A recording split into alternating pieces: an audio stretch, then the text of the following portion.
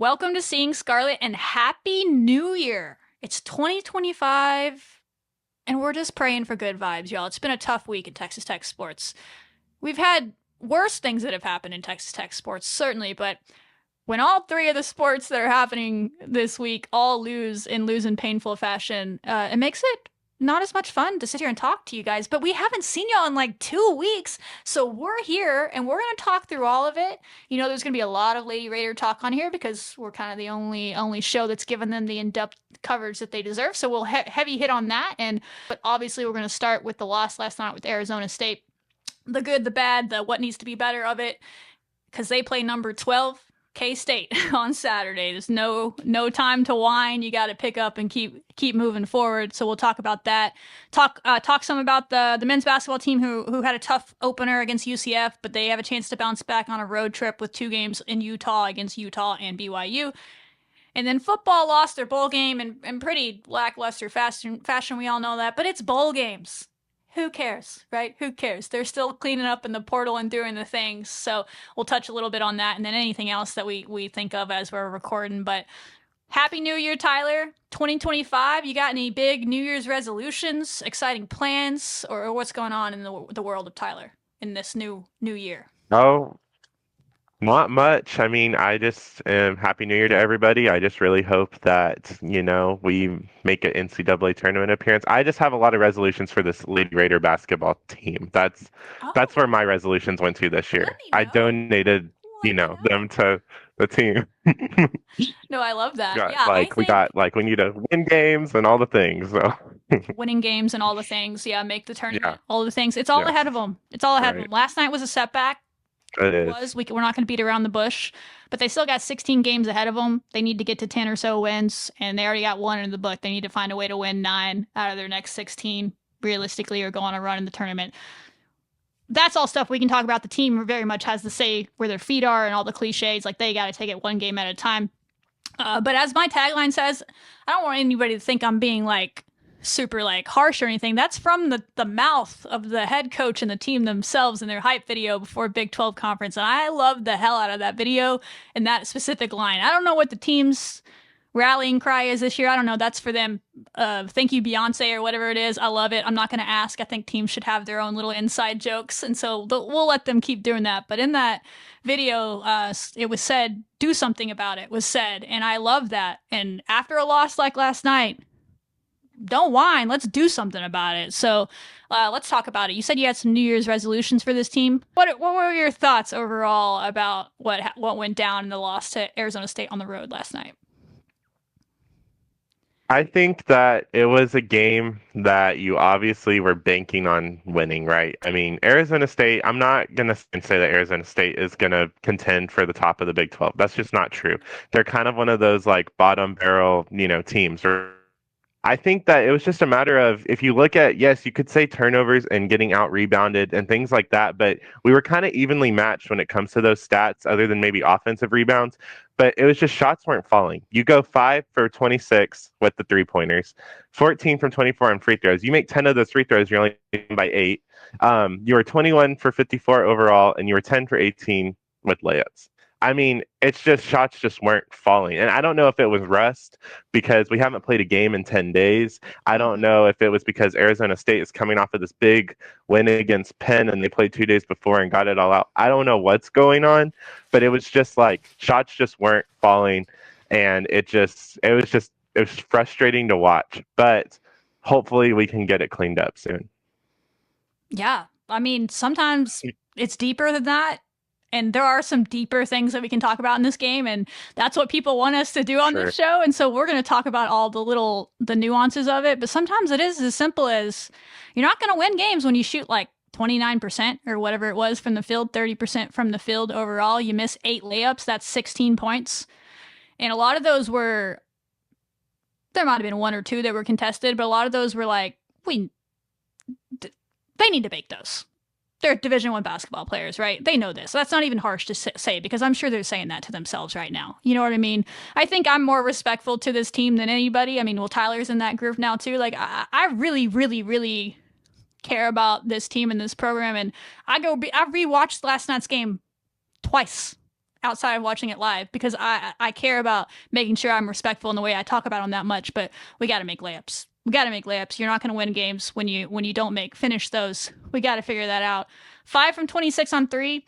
Sometimes that happens. To be honest, like you can still win a game sometimes when it happens. But I just thought we weren't countering it with being aggressive enough. I thought Jazz did a pretty solid job, but I'd have to pull it up. But I think Jazz, of our starting backcourt and our main guards on this team, was the only guard to get to the free throw line in that entire game.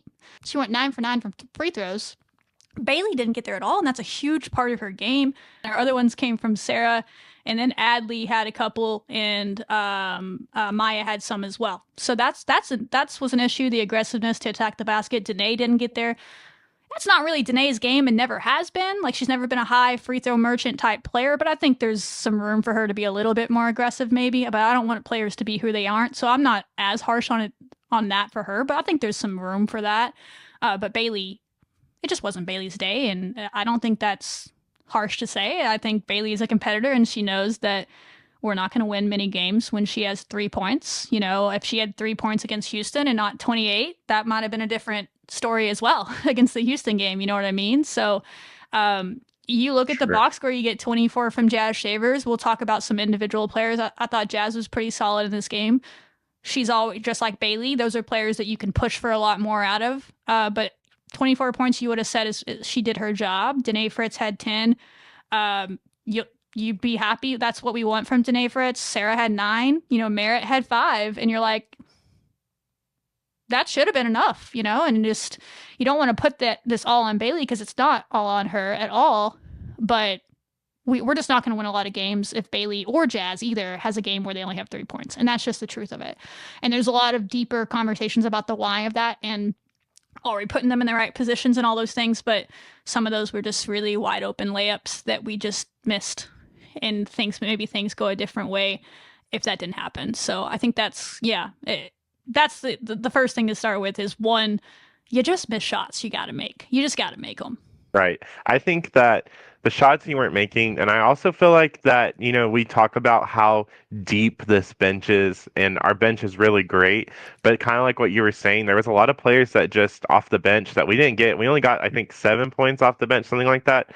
You can't have that happen whenever you're trying to figure out these lineups that may not be working, some are working, and then you're just trying to get back in the game because you're down by a large stretch. And then if you don't have like somebody out there that's, you know, trying to help make up for, like, you know, Bailey has 4 fouls. So now you need someone to come off there and to help make up for that. And when that's not happening, then that's where you get stuck in this little, like, okay, now we're just having to like manage the game so that it doesn't get super out of hand, which I thought we did well in the third quarter, but then fourth quarter, it just kind of collapsed. Well, really the back again. half of the third quarter, it got a little out of hand as well, because we were down by 13 going into the fourth, but we started the third well. So, yeah, I mean, we're actually, I don't know if people realize this, I think we talked about it on the show or maybe on Twitter, is we're second in the Big 12 in like top 30 or something in the nation, at least coming in this game, probably dropped a little bit. Now, in bench points, like that's been a strength of ours this year. And in the last couple of games, I don't know that we've gotten much bench production. It didn't hurt us as much in Houston. Now, some of that is we've gotten, you know, Danae back in the starting lineup, which I think needed to happen. So I've bit my tongue on some of that over the last few weeks, but I'm glad she's back in there because I think she's an impactful player in that way. And so she hasn't been off the bench to kind of help spark some things in the way that even when she wasn't scoring, like things just seemed to run a little smoother. And so that could be a part of it. But I also just think, you know, you had really good shooters typically, and Adley and Jada both go 0 for 4 from 3. And so they're better than that, you know. And I appreciated that Adley was a player that seemed to still bring some energy and do some other good things for you. And she was trying, and wouldn't hate seeing her get some earlier minutes. But we just got to hit shots, and that it's as simple as that. Sometimes just on the defensive side, this team's not going to win games. Like, a lot of talk is about the offense and missing shots and all that's true, but this team's not going to win games if they give up 79 points. We average 69, probably lower than that now. That you're not going to give more points. You're not going to win if you give up more points than what you average. That's just not how this team has been all year. You know, we've been, you know, sometimes like frustrating to watch or whatever, or like hard to watch, not the prettiest team to watch at times, but we've been winning, or we've been in every game. I think that was the tough part of this game, is when our offense wasn't scoring, and it's like we, for the first time, allowed that to affect us on the defensive end.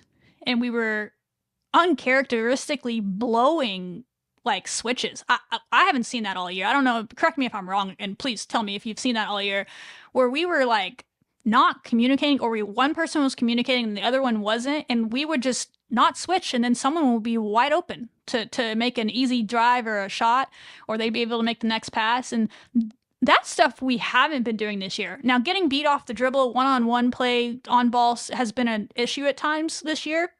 And I thought that would be an area Arizona State would and could attack us, because Arizona State does have some of the best offensive players in the conference. Offense is not their problem. Even in their 20-point loss to Utah, they almost scored 90 points against Utah. Like, Utah just scored 100 and something. So, like, defense is Arizona State's problem, not offense. So I was concerned that they were going to be able to beat us one-on-one, and they had some moments like that, but the team defense this year for us has typically been really good in like the switching and the communicating and making people take tough shots, and we just sometimes get beat off the dribble. And then this game, I thought we were pretty decent on the one-on-one play, and they made a couple of step-back shots, and you're like, hey, those are really tough shots, tip your cap, cool.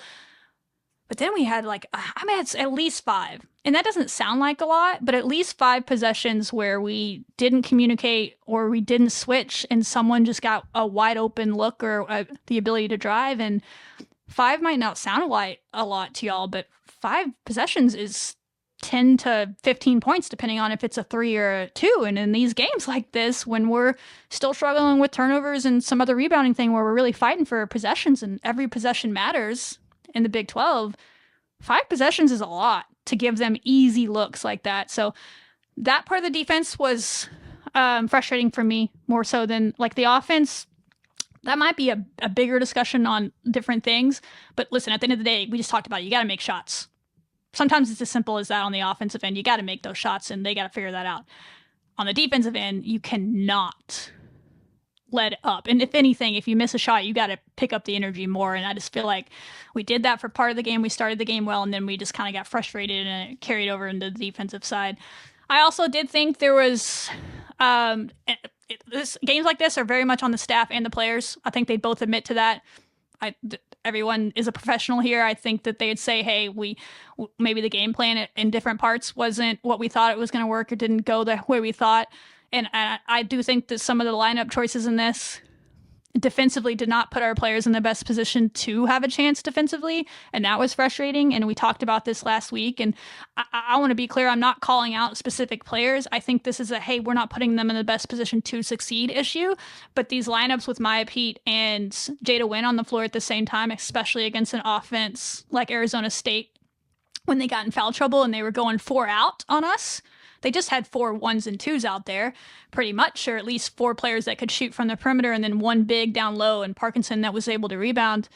And we had Maya and Jada out there, and Jada was getting matched up against Fauntleroy. I don't know if people Kennedy Fauntleroy is a player, y'all. She was the Big East Freshman of the Year in 2023. UConn plays in the Big East, and she was Right. the unanimous Big East Freshman of the Year. You just don't do that in the Big East when UConn exists. At least someone from UConn gets a vote. Like, they're bringing in the top players in the nation every year. Like, that's how good she was. She was like the Freshman of the Week 6 times and the unanimous Freshman of the Year.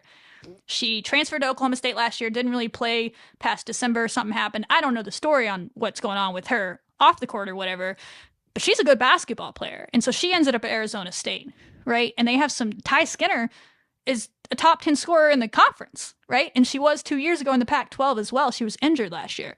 Like, they have guards that are a problem. And so to put our players out there that are just, it's not fair to ask Jada Wynn to guard Fauntleroy. It's just not fair, in my opinion. Maybe I'm not seeing it. Maybe there's something happening in practice where she's a lockdown defender in that way and she's shutting down our guards, and I'm wrong. I'm always open to being wrong.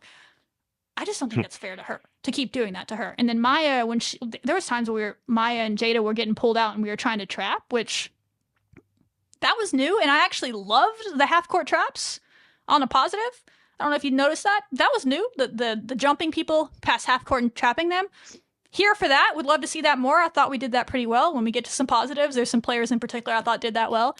But asking Maya and Jada to be trapping people, they did a pretty good job. Like, I want to be clear that, like, they did a solid job. But this is Big 12 basketball against some of the best offensive players in the conference. Again, Arizona State's issue is not offense, it's defense. And so you're asking them to not just be solid, but you got to be pretty great against them. And it was just, to me, it's not just me. Go look at the lineup analytics. There was like minus negative large numbers when those combo lineups were out there.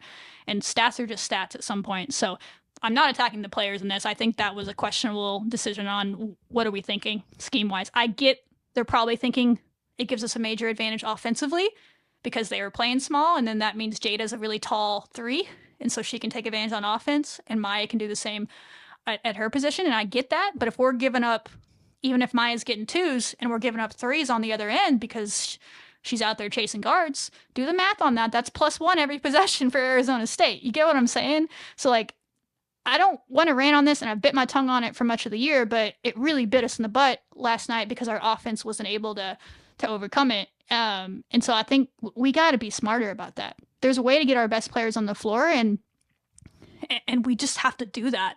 And I'm not saying Jada doesn't need to play, and like Jada's going to figure out her shooting slump. I believe in her as a shooter, but I just don't think it's fair to her to ask her to play one-on-one defense with Kennedy Fauntleroy.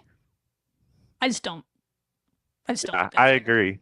I think that one of the biggest issues when you had those two out in the lineup that defensively, as you were saying with the switching, is like Danae goes over in the third quarter and she shoots a 3. Now we're only down by 4 points to Arizona State. Looks like we're about to mount a comeback, but then, like you said, with all the switching mishaps, miscommunications, you're asking them to trap whatever, then Arizona State gets left wide open. They shoot a 3. Now back down to 7. Okay, we go back again. I think Jazzy gets a 3, gets us back down by 4, and then the same issue happens. They get a wide open 3, and then it's down back to 7, and then it just kind of crumpled from there. But there were a lot of times where it was hopeful that we were going to catch them up, we were going to get this game back in order because we were down by 13 at the half. But then it's just things like that where you have to just sit back and be like, all right, what adjustments do we need to make in the moment as we keep getting down, but the same exact issues, down by 7, we were down by 4, and it's just a matter of, what are we going to do to fix it? So I definitely think that was something that at least I noticed in the third quarter as to why that back half started to get a little out of hand, was because of those issues with the lineups. But again, we just kind of have to see what works for us, right? Who's working for us? And whenever there was other players on the bench that just weren't having nights of themselves, it's just, I don't know, it just was a bad situation overall. It was a combination of things, right? You're not going to win when you don't shoot, right, when you shoot that well, but often. But I mean, I don't think it's Arizona State is probably a little bit more talented than Washington State, especially on the offensive end. I would say that they are. So not a direct comparison, but we didn't shoot it well for 3 quarters against Washington State, remember? But what kept us in that game was our defense. And we locked in on defense then. And maybe there was a little bit more belief around that because earlier in the season and you have this naivety to you and all these things and you haven't lost games yet and all those things. But there was a different aura about the way that they were believing in their defense then, and they were buying in, and that they didn't, gritty, not pretty, and all those things. And I just really think that that's the way this team has to win this year. I love offense and I want us to be a good offensive team. And I actually don't hate some of the actions we're running. There's a bigger discussion about scheme and all that and concepts maybe in the off season, but like you can't change everything in the middle of the season. And we really were getting good looks when you go back and rewatch it. So to me, the defense should have been able to play a little bit more cohesive. It's just those blown assignments. Also the offensive rebounding, I think on paper we only gave up 12, which actually it's not good, but that's on par for what we do typically. It wasn't the 20 or something that happened against SMU, but 12 is still a lot. But it was the timing of when they came. They were pretty rough, and it was Parkinson, which we didn't get to do a preview because we didn't get to record, but we talked before the game, and like I know you said, like, man, Parkinson's a little bit concerning after watching her in the Penn game, and Right. I thought Sarah did a pretty good job blocking her out. I don't really have much issue with how Sarah played in this game. She was a player I thought did her job, and she did try to block Parkinson out, but at the end of the day, she's just not going to be able to do that. And that's kind of what I talked about last week, where there are going to be teams that just outmatch you. But I think there were other times where other people are out there and they just didn't even put a body on her. And I'm like, especially players that are her size. And I'm like, why are you not rebounding? You don't have an excuse. Sarah is just not as big as her. So I can't really get mad at her. She tried. She put a body on her, tried to block her out a few times, even got a foul or two on this girl because she did block her out and she tried to reach over her, tried to muscle her, try to push her over. I think her and Kyla both got a foul on her by blocking her out and forcing her to foul her. We had some other players that should be able to match that just weren't. And so I think that was frustrating. We still need to figure that out or just put players on the floor that are willing to fight down there. I don't get super worked up about a lot of things. I'll get worked up about a team if I see some soft players, some not hustling, and that hasn't been an issue this year overall. But there were moments in this game where I was like, do some people on this team understand that this is conference play? I think some of them learned, and hopefully they'll grow from that. But to move to the next thing, you kind of touched on it with third quarter. Complimentary basketball, and go with me on a journey, y'all. Like I said, I respect the hell out of this team, and I understand. I've been there, not at the Division I level. I've not been on the Lady Raiders side, but I understand the work that goes into a basketball team. I understand the work that even goes into a loss. I understand. So I always speak respectfully about them. That's why I go back and rewatch. Go on a journey with me. One of the issues was complimentary basketball. It's been an issue all year, and it was certainly an issue in that third quarter comeback, right? We would make shots, we couldn't get the stop, or we get the stop, we couldn't make a shot. This is literally the sequence of the third quarter. I went back and tracked every possession. It's a giant paragraph in my notes, so grab some snacks. We start the second half on a 10-2 run. We were down. Tyler's got the snacks. We were down 13 starting the second half. We start on a 10-2 run. A lot of this is aggressiveness, getting to the hoop, passing it out, all the things.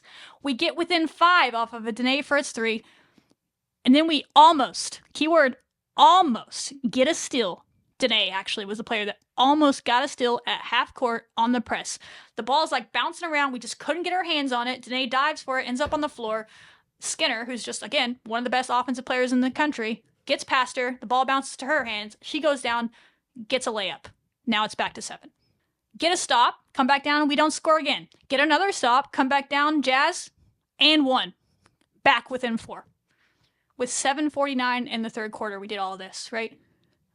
We nearly get another steal. I believe it was Jordan Merritt on this time. Had her hands on it. It was like in her hands, panicked a little bit, bounced off her hands out of bounds.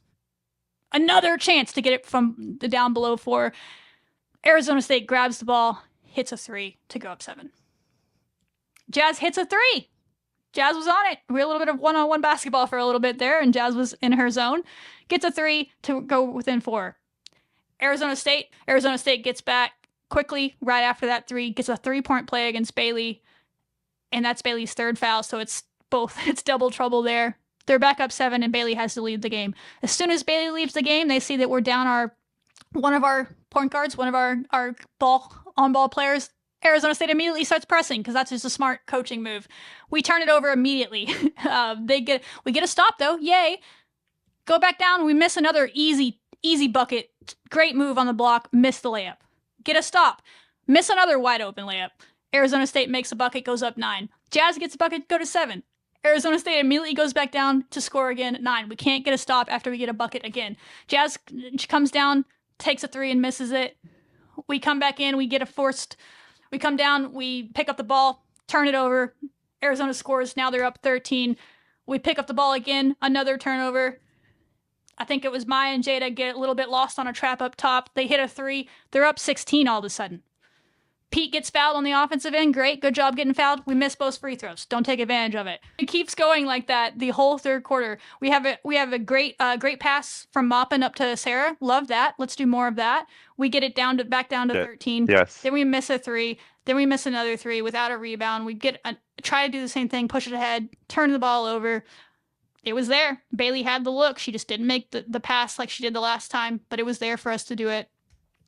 Merritt and Fritz force a turnover in the trap. They were great all night in the trap. Then we miss a bucket that Shavers is very capable of making a long two. ASU makes a three. It's up 16. Quarter's over. So if you didn't watch the game, that third quarter was the game. Basically, it's like make a shot, can't get a stop. Get a stop, can't make a shot. And it's like this complementary basketball thing. And it's deeper than that on the why, and everything we just talked about is a lot of the why of that. But yeah, it's tough when you go on a 10-2 run, you get it to 4, and Jazz was trying. I mean, Fritz made a big 3 in there. Jazz and Danae were really solid in this game. Don't have a lot of complaints about what they did. Turnovers are an issue for all of our guards, and they need to be better about that. And we've talked about that. And that's probably the area where both of those could have been better. But yeah, they tried. And God, we just could not play complementary basketball with it. And it reminded me so much, and I don't even want to bring it up because if you watch Seeing Scarlet, you know how frustrated I was after that game last year. But this game reminded me a lot of BYU on the road last year. And similar game where Bailey got in foul trouble early, and then we kind of forgot how to play basketball when she was out. Jazz tried to take over in that game, and she did for a while. And we got back in it. I think we even got within 4. I think it was literally the same margin multiple times in that third quarter. Yep. And then we just couldn't get any closer to that. And then BYU extended the lead, and they ended up winning by probably about the same margin. And it was deflating in that way. And so do something about it, as they say themselves, and just don't let this happen again. It's frustrating because it's a game that you could have won and you should have won, and now you got to go do it against a team that you're not going to be picked to win against, but doesn't mean you can't do it. So yeah, I think complementary basketball that third quarter was, man, it was right there for us, and we just we changed some lineups, and that was the thing. Like, our starting lineup was plus 13 as a group. In a game we lost by 18. That's a huge plus or minus in a game you lost by 18 points. And Bailey getting in foul trouble is part of the reason they couldn't all 5 play together as much, but they only played 10 minutes together. And it's not just the people. I think it's the style of play that we play when those 5 are out there. It just works better for this team because they can press and they can get turnovers and they can run the floor. And we keep trying to like mesh these styles of play. And I am not a coach, and I'm not at all qualified to have an opinion on this, but I just keep seeing the same bang your head against the wall attempts at changing the pace of play mid-game, and then it hurts us more defensively than anything, and that happened again in this run. I think we were going on a run, we switched some lineups up, and then Arizona State started being able to attack us on defense, and I'm like, how can we not see that coming into the game? Like, I felt they did a decent job of adjusting when they saw it happening in real time, but by then we're down by 10, you know? It's like, how did we not know that coming in? And so, I don't know. There's some things that frustrate me. I'm not trying to, like, the season's over because we're only 2 games into the season. All that matters, we talked about this with football back during the football season, all that matters is what they care about in the locker room and what they think and all the things. And as long as they have a plan and they believe in it, that's all that really matters. But we got to figure out some things with these lineups, and we got to start playing to our strengths and being smart about what makes us the best basketball team and making some decisions that need to be made there. I think also with that is this was one of the first games because of foul trouble that Bailey wasn't playing like 30 plus minutes in, right? Even in the Houston game where we were like, happens. It's just the truth. Right. Like, even in Houston, like, you know, when we were up the whole entire like game pretty much, she played 38 minutes and it was taken out the last 2 as we were trying to get her to get those 1,000 points.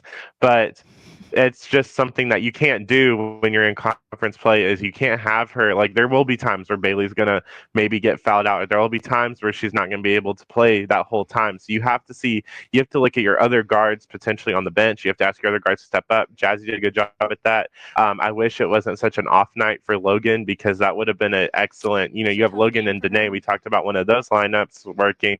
Right. We talked about one of those lineups with Danae and Logan when they're on the court, and then that adds the intensity and aggressiveness on there.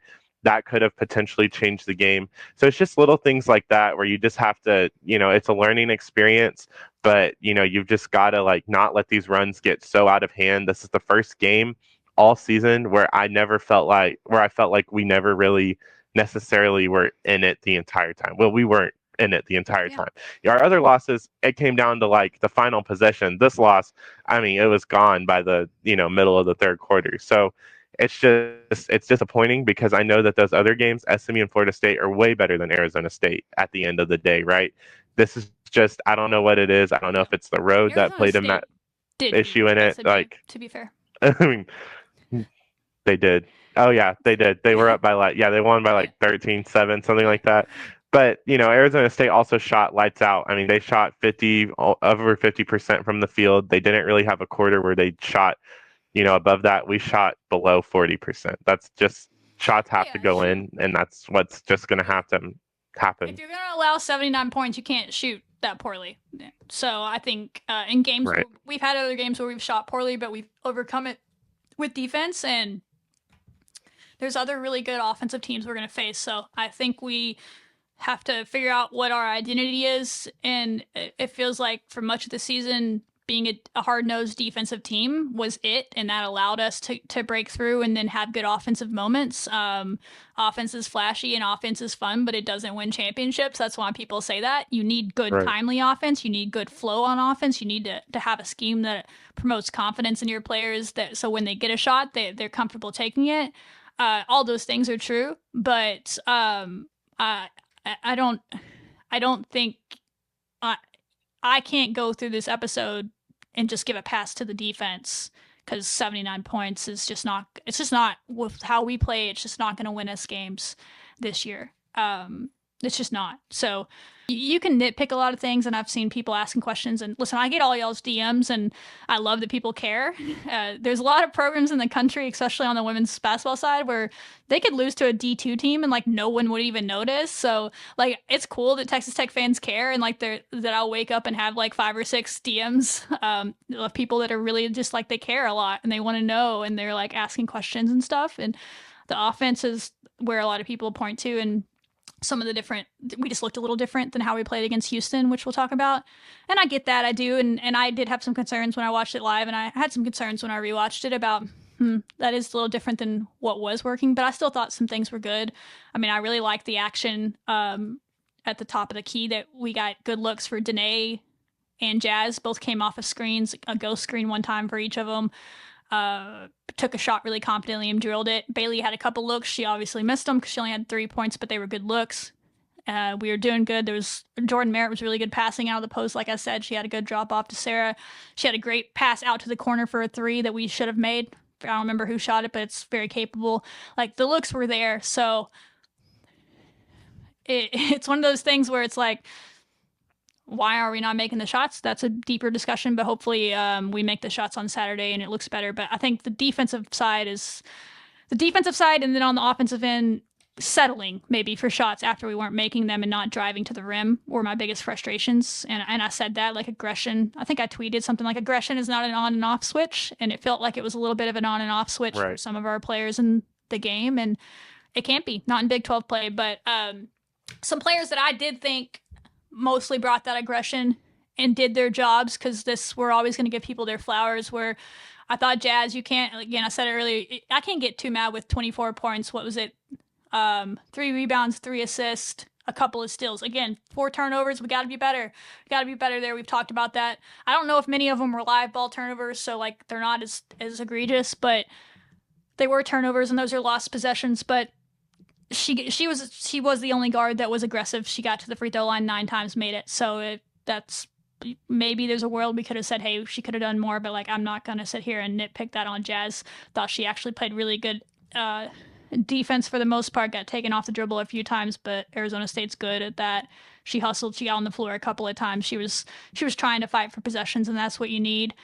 Speaking of fighting for possessions, we were talking about this before. It's something I noticed when I was rewatching it the first time. Was I thought Danae was playing well watching it live, but I wasn't able to watch like super close, especially in the first half. And so when I was rewatching it last night for the first time, I was like, oh damn, like Danae was really impactful in that first quarter, where you talked about feeling like we never were in it. We only led in this game for 3 minutes, and all 3 of those minutes were in that first quarter where we were up. We were on like a 10-0 run, and we got up by like 13 to 6 or something.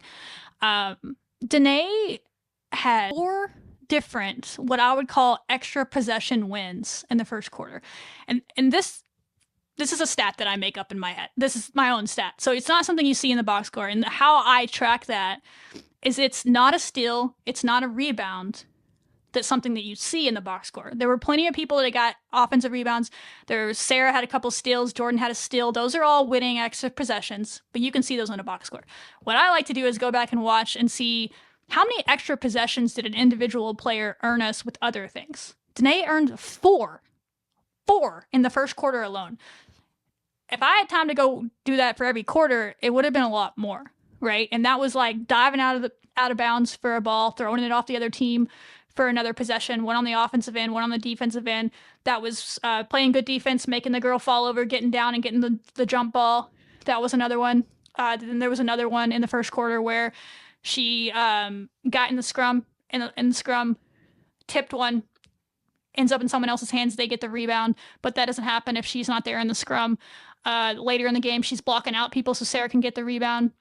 She was winning us extra possessions. I thought Jazz won us a couple of extra possessions in the third quarter. I thought Sarah Sonogo had a great game. She was maybe not getting hidden extra possessions. Like, I didn't see any of those for her in the first quarter when I was tracking them. I really only saw them from Danae, like the hidden ones. But in the first quarter, again, Jazz had some later. But Sarah was just getting rebounds. She was getting steals. She was very active. She was our only starter in positive plus or minus individually in that game, and she played 29 minutes. So she was really solid. Those three overall did their jobs. And then another player that came in off the bench that it's tough because it wasn't as clear, and I'll leave this to the coaches to decide if it was or not, but it felt like Adley was doing some good things in this game when she came in, even if she did miss 4 shots that she's capable of making. But I thought she got a couple of rebounds. I thought I saw a player that was trying to get extra possessions out there. I don't know if she ever got any. I think maybe she got one where she dove a little bit out of bounds and saved the ball. But she was trying. Like, she was going after her own misses. She was going after teammates' misses. She was trying to block out and get steals, and the energy was there. Even on the bench, Adley was jumping up and down like a silly bean, like raising her hands and cheering at the beginning of that third quarter. Like, she was trying to create the energy. But when she got on the floor, I thought she understood what it meant to get extra possessions. And I don't mean to harp on that, but I also do mean to harp on that because, like, it's Big 12 play and possessions are gold. And, like, I think we as a team need to learn that. And that's the staff and the players. The staff needs to make sure the right people are on the floor every possession because we can't afford to give up runs just trying things. And then the players got to care about them. And that goes down to turnovers. Yes, like, we got to take care of the ball better. Those are possessions you're giving up.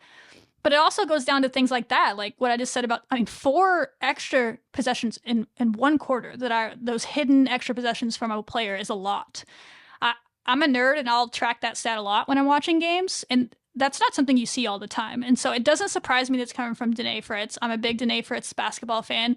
Don't know the girl, but I feel like she's a pretty high competitor and she understands what Big 12 basketball is about. She's never been on a team in her basketball career that's not made it to the NCAA tournament. She's been around as she knows. And so I think the turnovers for her, those are some she gave up. I think she would say, hey, I got to be better about that. But on the flip side, she probably won us 10 extra possessions when you add it up throughout the game. I thought Jazz did the same. I thought Adley had some moments where she did that. I thought Sarah throughout the game did that. It's those extra possessions. Like, possessions are gold.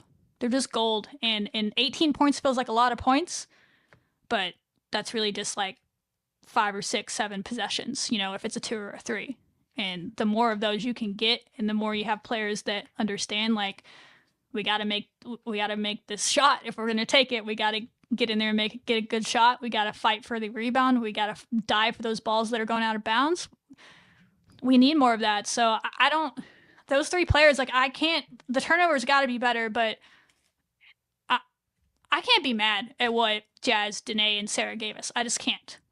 I'm sure they'll tell you that there's ways they can be better, but I want them to keep playing that way. And if they do that and Bailey just doesn't get in foul trouble, we're going to be okay in most games. Saturday, we're all going to have to bring it because that's a good team. But yeah, we just need everybody to give a shit, do something about it as their slogan, whatever they want to call it. Give a shit's probably not a very fan-friendly slogan, but we got to give a shit on every possession and make sure that we have everybody out there understanding what postseason basketball is. And we have some players on this team that know that, between Danae and Adley and Jalen. Jalen didn't get a lot of run in this, but hopefully we have some players that get that, and we have some returners that want to understand that and don't want a repeat of last year. So that'll be the motivation. So rant over, but I think that's something that when I go back and watch and take the emotion out of it, I look for things like that, and I'm like, okay, those are the players I want on the floor, and I want more players that are fighting for extra possessions and understand that those matter. That's what really matters,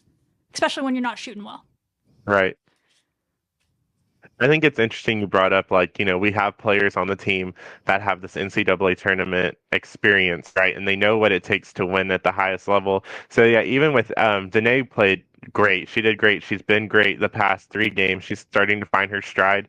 And even if you take a look at Adley, like SMU in this game, it seems like, by the time we put Adley in, we're just asking her to try to get us back in the game by just throwing up whatever 3-point shot she can get. But other than that, I mean, if they would have fell, it probably would have been even a much lesser deficit. But she looked really good offensively and even defensively. And then, if we're starting to pursue this new trapping that we're looking at, I think Jalen could execute the trap perfectly if we, put her in to go do that. I mean, she's long. She has great length. I think she could.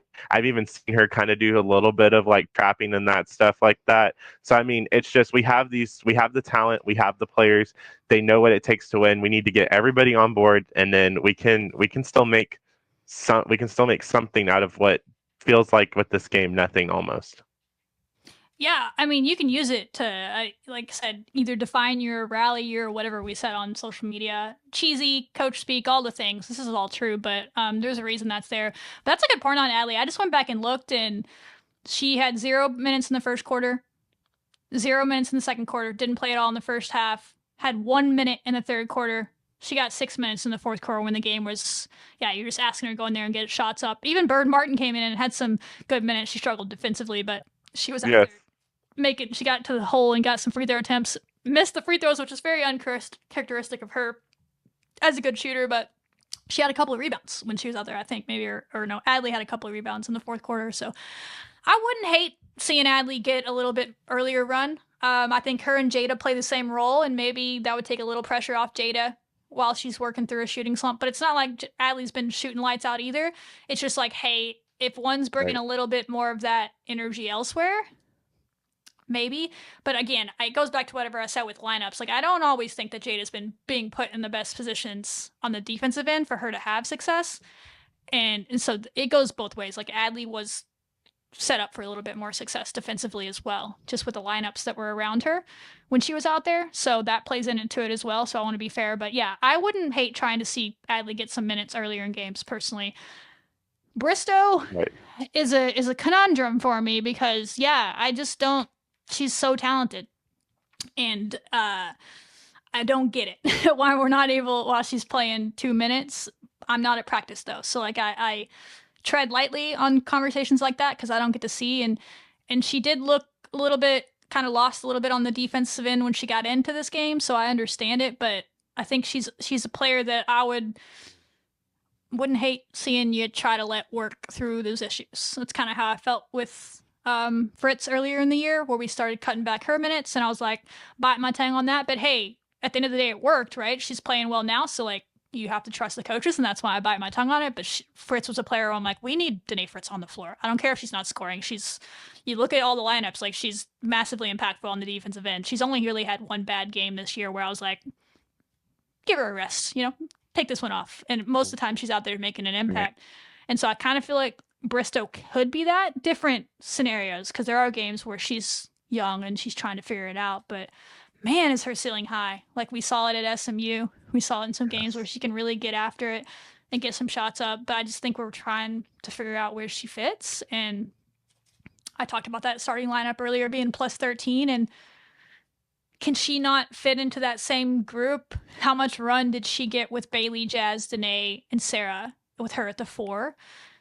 I'd have to go back and look. She was only in the game for 2 minutes. Was it with that group? I don't know. It's like, Jordan works really well in that group. Could Jalen not work really well in that group as well if we gave her a chance, just like Kyla? Those are kind of the similar players, and they all kind of want to be a 3 or a 4. I don't know. Yeah, that's something to look into, and I'll leave that to the coaches. But man, is she a talented player to to only be getting 2 minutes in a game where we're losing on the road to an athletic team like Arizona State that you think her length would have helped. But again, I'm not. It's really easy. Those are the ones where that's why I Right. bit my tongue on Danae Fritz earlier in the year, and I'm like, hey, you just gotta trust the coaches on what they're doing, on trying to get players to work through their stuff, and maybe that's what's happening with Bristow is they're working through her with some stuff, and we'll see it hopefully play out as we go. So yeah, I mean, I think that's it. Like, man, we have players that get it on this team. They've been through it with other programs and then players that have been through it here. So hopefully they figure it out. But yeah, just gotta make shots, gotta win more exit possessions, gotta give a damn on defense. In summary, that was 40. We talked I about that agree. game for 40 minutes. Look at us. Sometimes you just need to. I know some people probably want us to vent Right. and like throw things out the window, but again, I have a lot of respect for the work that's going into this, so I'm just going to be honest, and I feel like we were pretty honest in that conversation. But we're only 2 games into the conference, Agreed. and they play like every day. It feels More to go. they have like 8 I games know. left in the month of January, and it's like there's so many. The way we're gonna know what this team's gonna be in a month from now. We're gonna know where they're headed. I And I agree. really, really, really hope that when we get to February this year, we're in the hunt, and they have the opportunity to do that. But a part of the reason I think that there's a lot of frustration and concern from people that actually care, and all the people that sent me DMs and us talking about this before and on the show, we give a damn. We love this team and we want this program to do what they can do. We can read a schedule, and we knew that the way the schedule's set up, it was like, man, if you don't win your first 2, you could be starting at a deficit, right? Because the next 4 games, we're not going to be favored in any of them. 3 in a row are against the top 3 teams in conference. All 3 are ranked. You have number 12 on Saturday, number 18 the next week, and then number 11 the week after that with TCU in a row. And then you also play Iowa State, who's not ranked right now, but they were preseason number 8 and just played a really tough non-con and got beat up by South Carolina and UConn and some others, and so they dropped out of the rankings. But they won the conference last year, didn't they? They were up there, and they had that crazy run, and they have Yes. most of all their team yet back, except for Jalen Bristow, because we stole her. Maybe she'll have a game against them. But yeah, it's a tough stretch, and I don't think you were going to be picked to win any of them. Don't need to win any of them. Didn't need to win any of them, as long as you took care of games like Arizona State. But we didn't, and so now all of a sudden, you kind of need to steal one of these next 4. And if they steal more than that, man, they shut a lot of people up real quick. And I'm all about it. Right. Everything I just said some of the stuff where I disagree and question with it, I don't give a shit if I'm wrong. By all means, like, if they know what this is what they do for a living. So it won't be the first time I've been wrong. Won't be the last. So I don't really care. I don't have any I don't want to be right. I just want to see the team win. So however that happens, let's go for it. Let's go win. But they probably need to try and steal one of these. And if they do, let's go to town. But I think that's where the extra concern from fans is coming, is because, man, the schedule is tough. So there's a world that they're 1 in It is. 1 in 6, 1 in 5. 1 in 5 after the first 6. And then there's a Yes. lot of chance, a ground that can absolutely be made up. And all of a sudden we could go on a Kansas type run.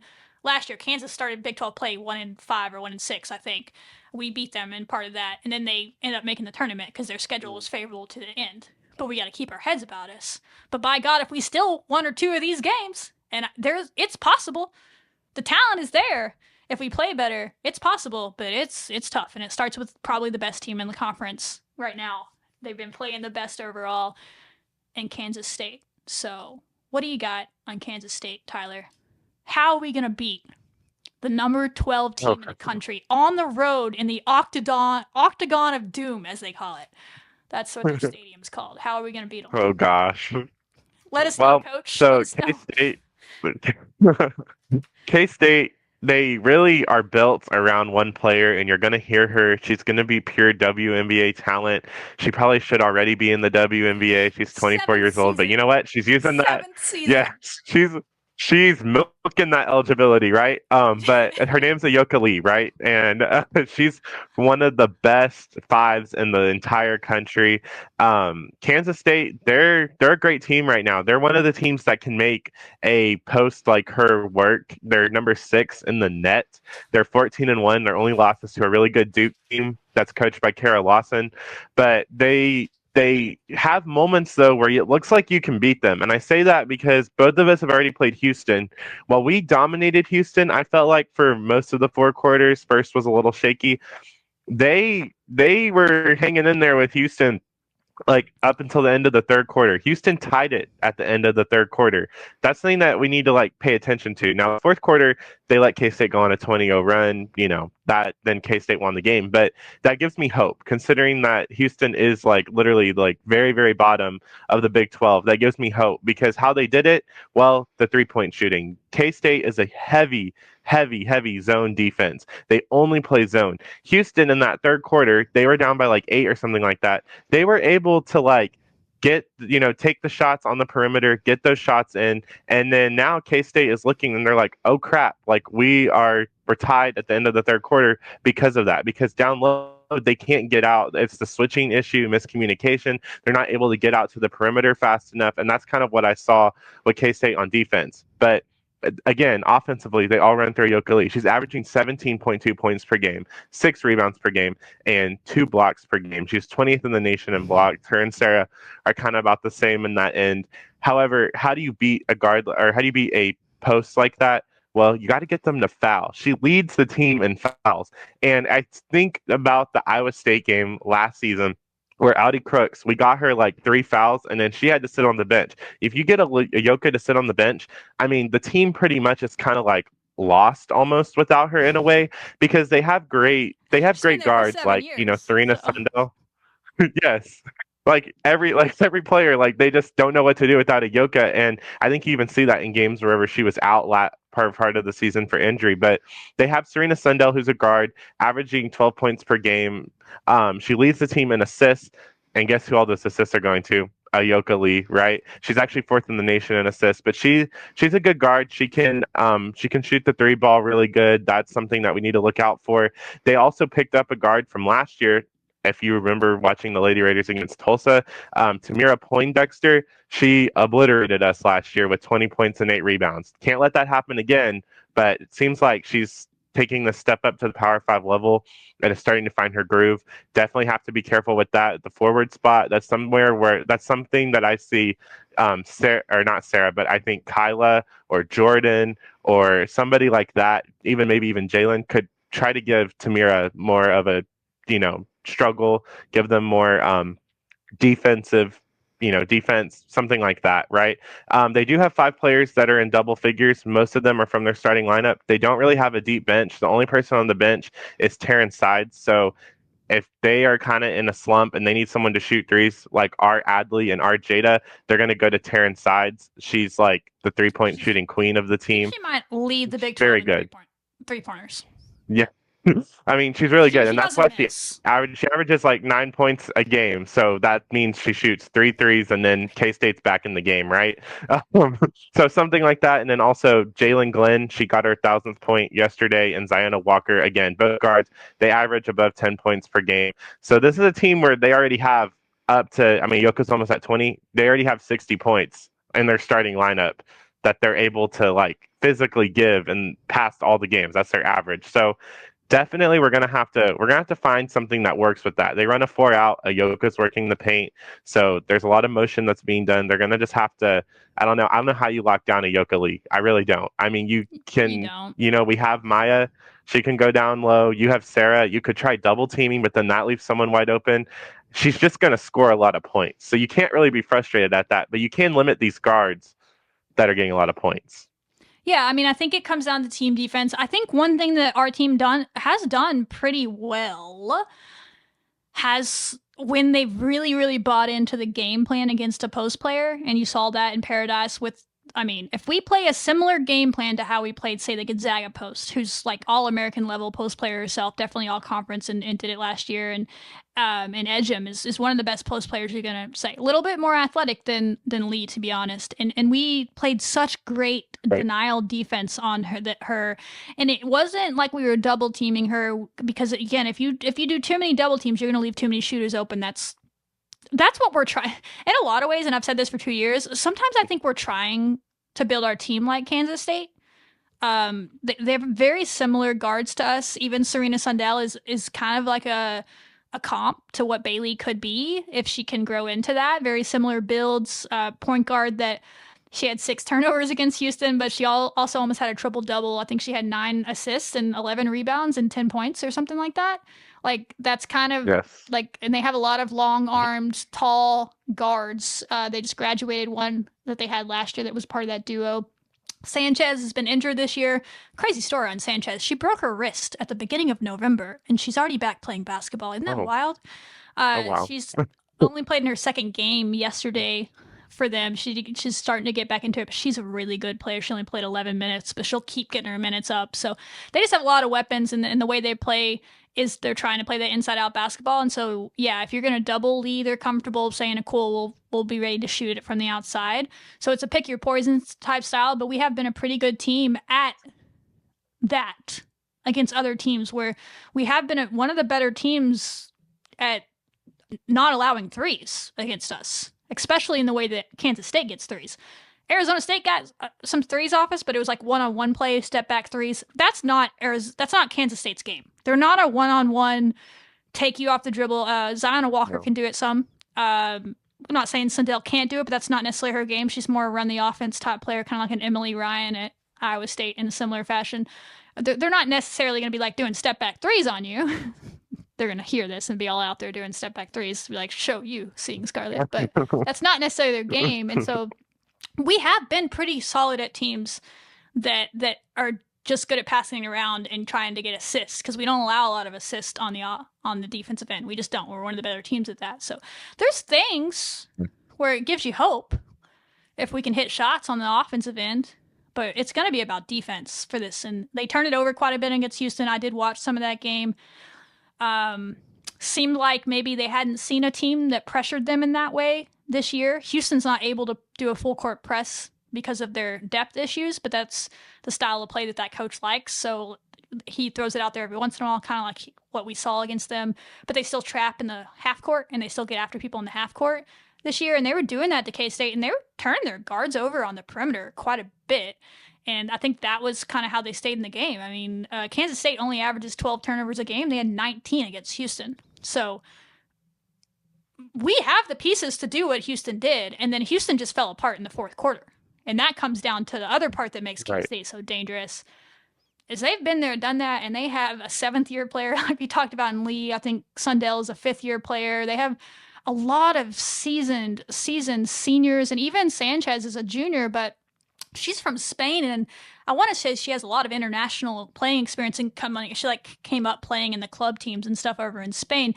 So she has a lot of playing experience at almost like the pro level as well before she even came to college. So they just have a lot of really seasoned players, and they held down Lee pretty well for that game, and she had 15 total points, but 7 of those came in the fourth quarter. So 8 from Poindexter had 8, Lee had 7. And Sundell had 5 in the fourth quarter. So they kind of came in and got the majority of their points in the fourth quarter, and they will do that to you. But hey, I'll take it all day if we're tied going into the fourth quarter with Kansas State on the road. It's a lot harder to play K-State on the road than at home like Houston did, but we have the pieces to have a chance. We really do. But they gotta buy in on defense. So it's there for them. Just got to make sure the right lineups are out there and all the things, but hoping that they can bounce back. I know they're staying on the road because they don't have classes, so they didn't have to come back to Lubbock. So they went straight to Manhattan, I think, last night or this morning. So maybe that'll be good for them, because the Christmas break. I'm hoping that's what the shooting issues were. Is we just didn't get a lot of practice time in over the break and looked a little rusty. And now they're going to be on the road for like a week together, basically, like 5 or 6 days all on the road together. And that either bonds a team, which I'm hopeful that's what's going to happen, because this team seems to like each other. And you can kind of use this as a propelling off point for the rest of the year. But yeah, there's a tough schedule ahead. So Kansas State is a really good basketball team, really sound. And they do a lot of things that I think we would love to be. And the way that they play and different things. And we're just not quite there yet. But I do think we have players that could give them issues. It's possible. Everything's possible. Listen, if Houston, like you said, can hang with them for 3 quarters, we absolutely can. But we just got to play good basketball. For sure. Give a shit on defense every possession. All the cliches, but Right. they're cliches for a reason. So, yeah, nothing to lose, I suppose. Yeah, I agree. I think that with K-State too, like we have beaten Garlic has beaten a ranked K-State team maybe like it was like 2 years ago, something like that. So I mean, she has a game plan. Last year didn't work out a whole lot because we were like down to literally almost 5 or 6 players, but we couldn't press in that game either. Right. So we didn't have Jordan Merritt, so like it was just right. So yeah, definitely we can have a better plan. Yeah. Yes, for sure. So I think that it's doable. Yeah, I think K-State's going to be a little bit more prepared for the pressure. Like, so we talked about it off air. I was like, man, I'm kind of happy that K-State doesn't really have a true test until they play us.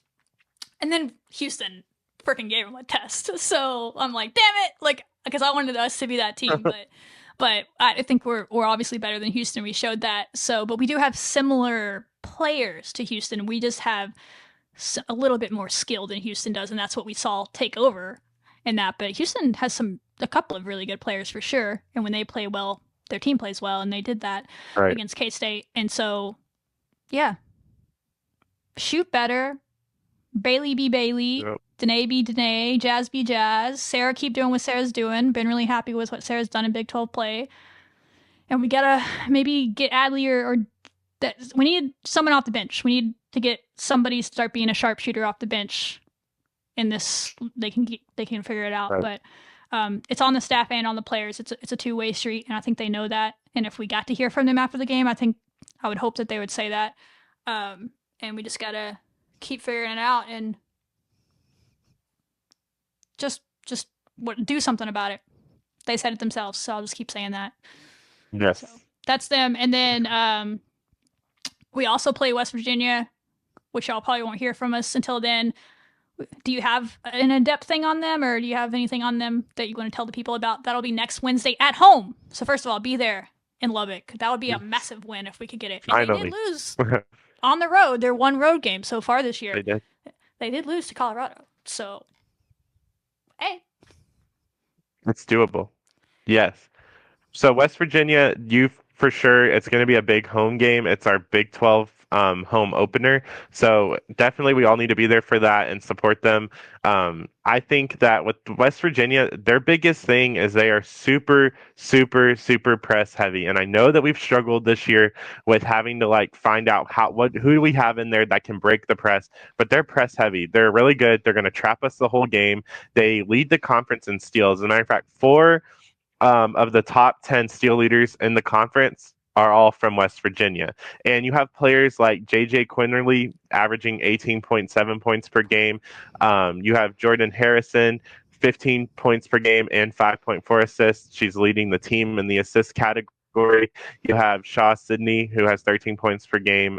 And then Kyle Watson, she has 7 rebounds per game. So they don't even have like a true 5. They don't have a 5. They're just guard heavy. And, it's kind of like Houston was guard heavy, but West Virginia has the talent to make a guard heavy team work. And they know how to work the press so well. Like, this is one of the best teams I've ever seen know how to have a press. They can get you off of that. They want you to turn the ball over.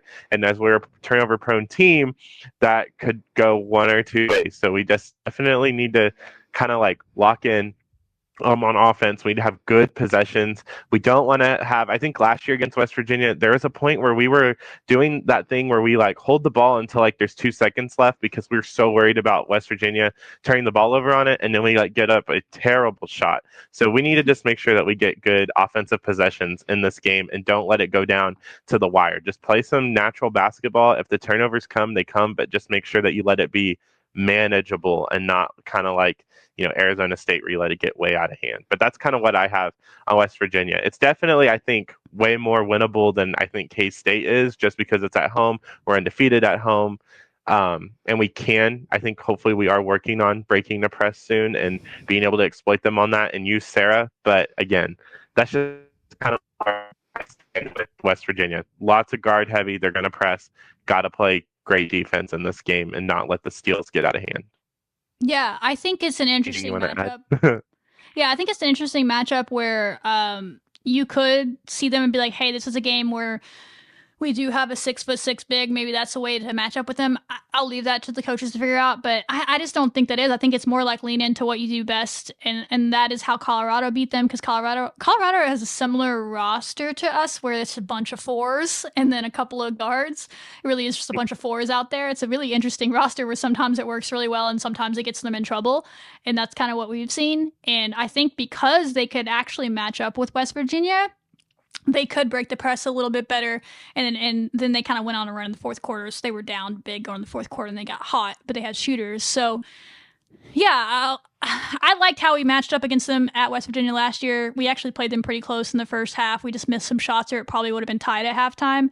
But we had a pretty good game plan. I remember some high-low stuff working. Jordan had a really good game in that one, and Riley McKinney hit some shots. And I think we have the pieces, but yeah, the turnovers, the thing with West Virginia, to be honest, is you're probably going to turn it over some. You just don't want them to be so egregious live ball turnovers where it's an easy layup. You want to make them work offensively. They're a much better offensive team this year, and they really put a lot of effort into that in the offseason. So they weren't just defense, but still, they get a lot of the way West Virginia will just overwhelm you, right? They can, like UCF, it was like 30-12 after the first quarter. And they just end games early if they can, because when they're fresh and all that. But if you can hang around with West Virginia and you can survive the first quarter and the third quarter. Last year we survived the first quarter. We did not survive the third quarter. That's where they murdered us. But if you survive those quarters out of the break when they're fresh and they're really getting after you in that havoc defense, because I do think they're maybe the best team in the country at that. That's just what that staff does, and they live and die by it. So they're going to be good at it, but they're going to get tired doing it as well. So you kind of got to survive those times where they're fresh and just not let it turn into a gauntlet. And if you hang around with them like Colorado did, then you can have a chance. But yeah, at home, just keep it a close game and then take over late.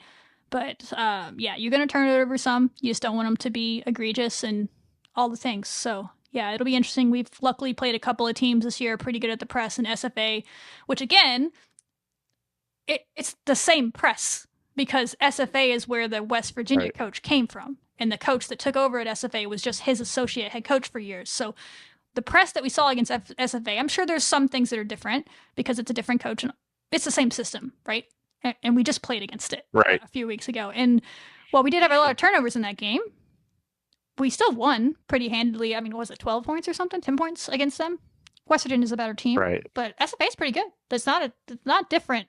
Personnel-wise, it's not all that different of a team. So hopefully you can lean into that and play to your best abilities. So I think Jordan's going to need to have a good game in that one. I think, Kyla, if we can get Bristow going, I think we're going to really need to lean in. And Sarah, certainly. That's a given. But I think our 5 spot's going to be important in that game. A lot in the press on our end, getting after them on the press as well. If we're going to stick with that, it could be a wild game with both teams pressing, and it'll be a matter of endurance in that one because it could be exhausting. But yeah, so we'll see on them. Really good team as well. JJ Quinterly's a problem. Put Danae on her and see what she can do. I thought actually Danae did a pretty good job on Ty Skinner last night as well. So and maybe keep Bailey away from Quinterly so she can stay out of foul trouble, because we've been asking Bailey to guard some of the better defenders or players this year. And it's worked out most of the time, but Arizona State was like, we're getting you in foul trouble. Sorry. We can't have that happen. So we'll see. Anyway, yeah, that's what I've seen them play a couple of times this year. They're just a really good team. They live and die by their system. I'm a little bit jealous of the way that they live and die by their system as a fan. They do die by it sometimes. And it's like, is there a ceiling to that? Because they don't really make adjustments and they really are just who they are. But they really believe in that. And so there's an aura around them when they play. But Colorado found a way to slap them, give them a punch. So if you can kind of crack that shield of belief that they have about them, let's go do it, So it's there for them. There's no one in the Big 12 that this is not a Texas situation. Like Texas, I was like, we almost beat them, to be honest. We still almost beat them on the road, down people. But that was just such a tough matchup. I was like, I just don't see the way, like, matchup wise, they don't have a player that outsizes us or anything. Like, it's just they have a system that they really believe in and they do it well. But if we keep our composure, we have really good players and really good shooters, and they do play zone quite a bit because it's more of like a trapping zone, back into a zone on defense, and you're going to get threes. And if Adley's hitting threes, West Virginia tried to recruit Adley. They wanted her at Oregon State, fun facts, but I think she canceled her visit there after she visited us. So she can maybe go off against them and show them why they wanted her. So there's some fun storylines in this. But yeah, West Virginia's a good team, but there's just not a team in the Big 12 that I don't. Well, honestly, TCU is probably the one that, which we'll talk about next week, where I'm like, man, the matchups are just tough there with Sedona, the biggest one. Even K-State, like, I'm like, they have a big, but then their guards aren't like overly good one-on-one players. They're more like a team type thing.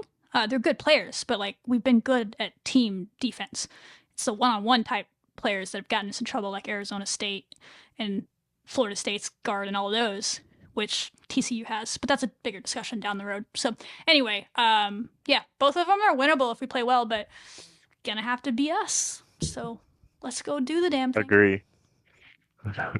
Yes, I think even with West Virginia, like, they have 3 players that average double figures per game, and I saw like in SMU for those first three quarters with Nia Robertson, like, if you can just do that the whole game and stop like one of their leading scorers down, like, then they're kind of stuck, right? Because West Virginia really does focus heavily on trying to get those fast break steals. They use their press heavily, but they don't really have as much, I think, depth as we do. So that's somewhere that we can beat them. And if we can step up our game defensively, they're not going to be able, they're going to be short at least one player, on offense, and then we can hopefully light up the board. So I have hope. I do. I have hope against these ranked opponents. Hopefully we can always have hope. Turn the tide. I don't have trust. Yes. Right? We just haven't seen enough of it to trust it. And I think that's what this program is lacking. Right. And I think that's what they're searching for. And that's what every good program is searching for, like the ones that are trying to rebuild things. And there's a lot of teams in this conference that are lacking trust in their programs. They just have a lot of hope and belief. And I think that's all we can do as fans. But I understand the frustrations and the questions after that game last night. It was very disappointing. But it's in the team's hands to go change that narrative real quick. And I hope they will. I see the talent. Yes. Just got to better put them in the best positions to win. So, man, that was a lot of Lady Raider talk. We talked before we get on here. I was like, this is either going to be really short. Probably not. We're going to end up ranting because that's what we do. We care about the team. So let's just quickly wrap it up. We don't have a lot of time to talk about men's basketball, but they got a good win against Lamar. Lamar's not a great team, but they got it done. That was way back. Same way the Lady Raiders got a good win against Houston back before Christmas. UCF, I only got to watch the highlights. I was on a plane during it. I think Grant McCaslin summed it up as perfectly as any of us can. I probably should have just gotten the clip to put it in here and go, but go watch his press conference. The man did not hold back. Like, it's the same way where we just don't get post-game press conferences from the women's basketball team on the road. But I feel like it would have been the same sentiment you heard from our women's coaches if we had a press conference after it. But he basically just said, like, we need to grow up. We have the pieces to be a good team in this conference, but we're a long ways from being a good team in this conference. And if we don't grow up quick and play better defensively, we're just not going to be it. He was very, very honest about it. And that's the truth. And I said last show, I'm worried that there's going to be some growing pains for this team when Big 12 play starts. Like, that's the words I said, and this is what I meant. They just didn't play anybody in the non-con. And so when you're a team that lives on offense and loves the threes and all the things, man, when you get in a game where someone punches you in the mouth and you're not hitting those, who do you want to be? You got to play on defense. You got to give a shit on defense. It's a very similar conversation for both teams. Defense has been an issue for this men's team all year, though, versus the women's team has played pretty well on defense at times. But both of them, I think, need to lean more into that. And part of it's maybe the region and where we are in Texas Tech and the whole West Texas tough thing. But I think it's just good basketball. The best teams at Texas Tech on both sides have always been teams that had really good defense to pair with some good offensive players. And so, yeah, that's my biggest thing from UCF is they fought back. I appreciate the fight. They didn't quit. They almost came back and won that game. They were down big and had a chance at the end to win it. And you appreciate that fight. And they hopefully carry that in. But you got to give a damn before the second half. You can't get down 20 points at home just because you're not playing hard-nosed defense, and it's been an issue all year. And but they know it, so I appreciate that. But that's kind of where they're at. Is you're not going to win a game giving up that many points, especially if you're not shooting well. Sounds familiar, right? No. What we just talked about. It's basketball, y'all. It's basketball 101. Like, defense wins. It's just the truth. And Grant, I appreciated Grant's McCaslin's post-game press conference for that reason, because he was just like, pieces are there, but we got to grow up real quick, or we're not going to be contending in the Big 12. That's the truth. So pieces are there, though. Right. So we'll see. I agree. They go on I the think road that now. JT Toppin being back. Go ahead. Yeah.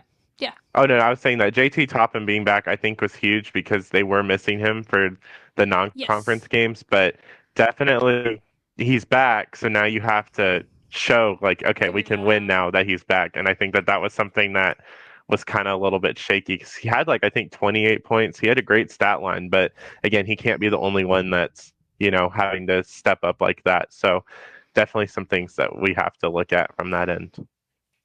Yeah, I mean, JT Toppin's a great player. So, and maybe there was a little bit of rust coming off the Christmas break, but also just not playing with him for about 3 weeks Right. now.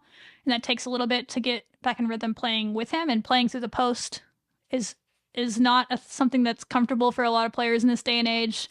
It's just not a lot of teams do that anymore. There's a lot of guard heavy offenses, and you got to play through him. It's different. So, but they need to figure that out for sure. So they go on the road now to Utah for 2 games in Utah. They play at Utah.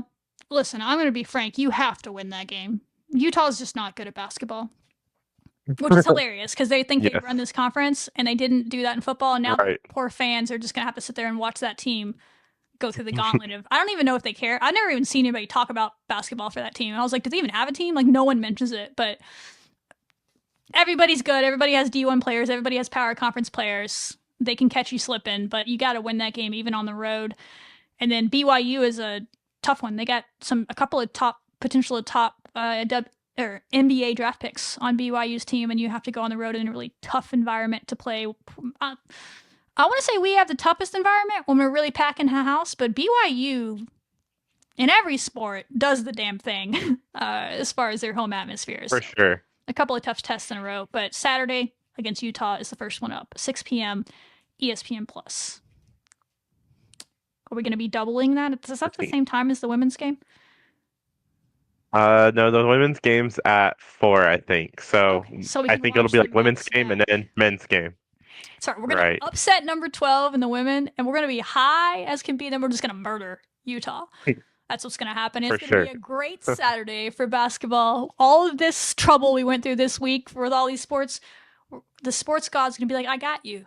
We got you. We just wanted to make y'all taste a little defeat and find out what the fun is so you enjoy it a little bit better. So there you go on that. Football, quickly, we don't really need to break this down. Does anybody even really want to go through the Independence Bowl? We lost that thing, 39-26. It was bad. Really bad. But yeah, I see this note you have in here. Yeah, boo Fernando Carmona for stepping on CJ Baskerville's leg. That was just Bush League, and then all these videos came out. Seems like it's a theme for him. I think the guy might need to get his anger management checked out, or you're going to ruin a good football career. That's sad. You need to grow up. Speaking of growing up, just grow up. That's just unacceptable on every level. Taj didn't play. Don't blame him at all. He did everything he needed to for this program. Offense wasn't the problem in this game, to be honest. So defense was a struggle bus. But we're going to have a completely different defense next year. A lot of good portal ads coming in. Right. Hope is eternal. Kool-Aid. Yes. All the things. The Kool-Aid. I mean, I think we had a great second quarter. That's about the only quarter that I thought was worth mentioning, that Will was able to, throw some deep passes to keep us in the game. Defense kind of stepped up a little bit, but other than that, I mean, you have to take a look at it. Like, most of our starters have either already entered the portal for the new ones to come in. Some of them are opting out for NFL draft eligibility. All the things, like, it's not, like we said, bowl games, do they really matter? Not really, unless it's the playoff. So I think that it would have been great to get the 9 wins, but I still trust what Joey is doing with this team. And now we get to see what spring ball is going to look like. And then soon enough, we'll be into the fall season. But for now, it's basketball. It's basketball. Basketball talk. Yeah, man, it's Yes. crazy. Yeah, softball is getting ready to start in like 20 some. I mean, I can't wait. I can't wait for all of Yes. it, but I want it. I want February and March to be so freaking busy that we're like, gosh, I can't sleep at all because we're covering basketball teams trying to make the tournament. We're getting Right. ready for softball starting, baseball starting. Like, I want to be that hectic. I don't want to have to go in to be like, all right, we're just gonna talk about baseball and softball and then recap what happens on both sides of the basketball team side because it's not just it's what both of them's got to get some things figured out if they want to make the tournament, but the talent's there for both of them. So appreciate you guys hanging in. The ones that care, the ones that want the stuff. We're not going to shy away from it. We're going to talk about it and be honest about it and give you the good and the bad from all of it. It's never as bad as it seems, but it was still pretty rough last night and the day Right. before for the men's team and the women's team. And there's things to work on and big chances ahead, big opportunities ahead. And I'm excited for them to be able to change some narratives and do something about it. Put it on a t-shirt. Yep. When Let's we get make the at it. tournament, Yes. I am printing Do a t-shirt something that says about it. "Do something about it" with the Lady Gators logo. I'm doing it. I think that's a great Let's rallying do it. cry, and I hope that's not just talk. Don't be fake about it. Do something about it. Oh, boom! Tagline. Bump. All right. See you guys. Wreck 'em. Welcome.